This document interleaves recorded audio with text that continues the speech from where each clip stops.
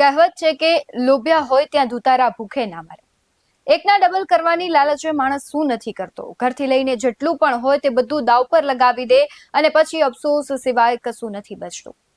ઘણા એવા લોકો છે જે પોતાની બધી જ મૂડી સટ્ટાઓ અને પોન્ઝી સ્કીમમાં લગાવી દે અને પછી બધું હારી જાય એટલે છેલ્લે આત્મહત્યા જેવા પગલાઓ ભરે છે. નમસ્કાર, ગુજરાત BS9 ટીવી ન્યૂઝમાં આપની સાથે હું ભગવતી વિશાવડિયા.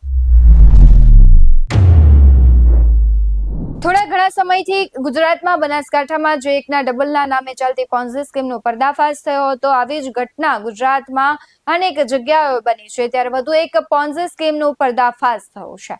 અરવલ્લીના મોડાસામાં સ્વાન નામની પોન્ઝી સ્કીમમાં મોડાસાના રાણા સૈયદ સ્કૂલમાં ફરજ બજાવતા અશ્વિન પ્રજાપતિ નામના શિક્ષક એજન્ટ દ્વારા 1.5 કરોડથી વધુનું રોકાણ કરાવ્યાના આક્ષેપો લાગ્યા છે. આજથી 15 મહિના પહેલા આવી હતી આ સ્કીમ અને 1 લાખ રૂપિયા રોકાણ કરશો તો 11% લેખે 11,000 રૂપિયા તમને 27 મહિના સુધી મળશે તેવી લોભામણી લાલચ આપવામાં આવી હતી. ના મુખ્ય એજન્ટ અશ્વિન પ્રજાપતિએ તેવું વાયરલ ચેટમાં ઉલ્લેખ કર્યો છે. આ સ્વામ નામની પોન્ઝી સ્કીમમાં 100 રૂપિયાના સ્ટેમ્પ ઉપર લખાણ અને સ્વામ નામનું ચેક રકમ ભરીને આપવામાં આવતો હતો. આ પોન્ઝી સ્કીમનો ભોગ બનનાર રીતેશ આ મુખ્ય એજન્ટના ઘરે રૂપિયાની માંગણી કરવા જતા અશ્વિન પ્રજાપતિ અને તેના પરિવારે હિચકારો હુમલો પણ કર્યો છે. મોડાસામાં સ્વામ નામની પોન્ઝી સ્કીમની સ્થાપના કરનારા ઇલાબેન અંસારી અને મુકુંદ પાટીલ નામનો જે વ્યક્તિઓ છે એની અરજીમાં ઉલ્લેખ કરવામાં આવ્યો છે અને મોડાસા શહેરમાંથી આ સ્વામ નામની જે પોન્ઝી સ્કીમ છે તેમાં વધુમાં વધુ શિક્ષકોએ 14 કરોડ રૂપિયા જેટલું રોકાણ કરાવ્યાના આક્ષેપો છે. સ્વામ કંપનીના માલિક અને વહીવટકર્તા મહેશ શેલડિયા, હેતલ મહેશ શેલડિયા, જિગ્નેશ જસવંતલાલ ઉપાધ્યાય તેમજ રમેશ ઇટાલિયાનું અરજીમાં ઉલ્લેખ છે. આ બાબતને લઈને જિલ્લા પોલીસ વડા, જિલ્લા શિક્ષણ અધિકારી, શિક્ષણ મંત્રી તેમજ મુખ્યમંત્રી સુધી રજૂઆતો કરાઈ છે. સમગ્ર જે આખી સ્કીમ છે તેમાં ભોગ બનનાર વ્યક્તિ પ્રજાપતિ રીતેશભાઈ શું કહી રહ્યા છે તેના પર નજર કરીએ. પ્રજાપતિ રીતેશ, શું તકલીફ છે?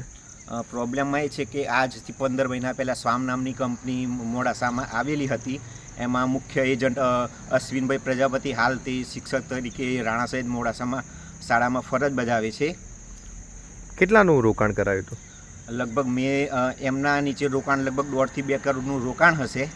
એનાથી વધુ હશે, ઓછો હશે, મને ખબર નથી, પણ હતું. શું કઈ રોકાણ કરાયું હતું? રોકાણ એ રીતના કરાવ્યું હતું મને કે તમે ધારો કે 1 લાખ રૂપિયા તમે રોકશો તો દર મહિને તમને 11,000 રૂપિયા લેખે 27 મહિના સુધી મળવા પાત્ર રહેશે. અને હવે શું તકલીફ છે? હવે હું એમના ઘરે ગયો, આજથી 15 મહિના પહેલાંનું આ રોકાણ કર્યું. હું થોડા ટાઈમ પહેલાં એમના ઘરે ગયો હતો. મેં કીધું કે મારા પૈસાનું શું થયું હતું. એમની મારા પર હિચકારો હુમલો એમની તથા એમના પરિવારે મારા પર હુમલો કર્યો હતો.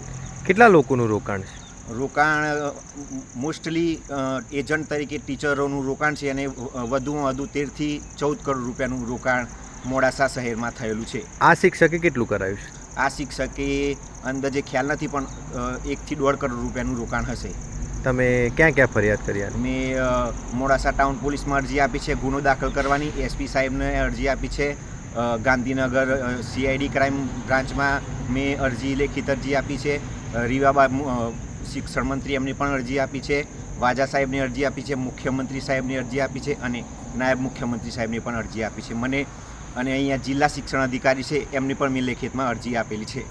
શું કહેવું થયું જિલ્લા શિક્ષણ અધિકારી? જિલ્લા શિક્ષણ અધિકારીને એવું કહ્યું કે અમારી તપાસ ચાલુ છે, પણ મને જિલ્લા શિક્ષણ અધિકારી અને પોલીસ વિભાગ પર પૂરેપૂરો ભરોસો છે કે સંતોષપૂર્વક કામ કરશે અને ગુનો દાખલ કરશે. પોલીસ વિભાગ પર મને ભરોસો છે.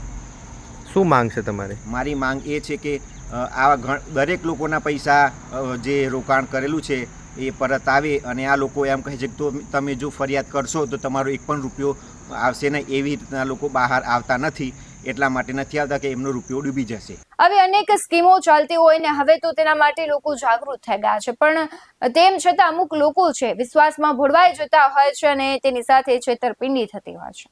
સવાલ એ પણ અહીંયા થઈ રહ્યો છે કે સ્કીમો ચલાવનાર અમુક વખત સત્તામાં બેસેલા લોકોના જ ક્યાંક મળત્યા હોય છે. અને આપણે ગુજરાતમાં ભૂતકાળમાં એ ઘટના જોઈ કે કેટલું મોટું આખું સ્કીમનું કૌભાંડ આવ્યું હતું ને એમાં કેટલાય લોકોની સંડોવણી હતી. આવી ઘટનાઓ દિવસે ને દિવસે વધી રહી છે. વ્યાજ વટાવમાં લોકો લાલચમાં ક્યાંક છે રોકાણ કરતા હોય છે અને પછી ફસાઈ જતા હોય છે, પરંતુ રોકાણ કરતા પહેલા ખાસ સાવધાન રહેવું જોઈએ. અત્યારે આવા ફ્રોડ ખૂબ વધી રહ્યા છે અને ખાસ યુવાધન છે એ પણ અત્યારે આવી બધી સ્કીમો છે, સટ્ટા છે, એમાં પૈસાનું ઇન્વેસ્ટમેન્ટ કરતા હોય છે અને ત્યારબાદ ઘરનાઓને ખબર ના હોય, બધું હારી જાય એટલે છેલ્લે આત્મહત્યા કરે છે. એટલે કોઈ પણ વ્યક્તિ આવી સ્કીમોમાં છેતરાવું ન જોઈએ અને આવી કહેવાય છે કે લોભ લાલચ છે માણસને હંમેશા મોંઘું પડે છે. એટલે લોભ લાલચને ત્યાગ કરવો જોઈએ ને આવી ફ્રોડ થતા લોકો જો તમારી આજુબાજુમાં પણ કરે છે તો તેનું નજીકના પોલીસ સ્ટેશનમાં તમારી જાણ કરવી જોઈએ. અને તમે પણ ખાસ કરીને અત્યારે લોકો હવે જાગૃત થઈ ગયા છે, બાકી સરકાર પણ નિયમ બનાવી રહી છે, એ નિયમોનું પણ પાલન કરવું જોઈએ, કારણ કે લોભ લાલચ માણસને આખરે છે મોતના મુખમાં ધકેલે છે. તમારું શું કહેવું છે આખી ઘટનાને લઈને, સ્કીમને લઈને, તે કમેન્ટ બોક્સમાં જરૂરથી જણાવજો. બાકી આવા જ વધુ અહેવાલો સાથે ફરી મળતા રહીશું. તમે અમારી યુટ્યુબ ચેનલને સબસ્ક્રાઇબ કરવાનું, અમને ફેસબુક અને ઇન્સ્ટાગ્રામ પર ફોલો કરવાનું ભૂલશો નહીં. અવનવી અપડેટ્સ મેળવવા માટે આપ જોતા રહો BS19 ન્યૂઝ. નમસ્કાર.